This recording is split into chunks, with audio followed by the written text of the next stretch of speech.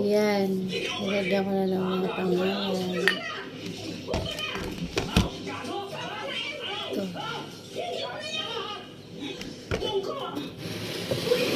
So, ito naman ang lalagyan ko.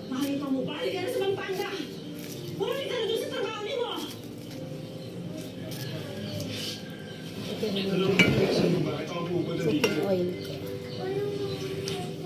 Nagtatrabaho ko. Nagpapakahirap ako para sa inyo. Nagpapakapagod ako para sa inyo, Nay. Hindi ko kailangan yung kwarta. Lumayas ka! Lumayas ka na!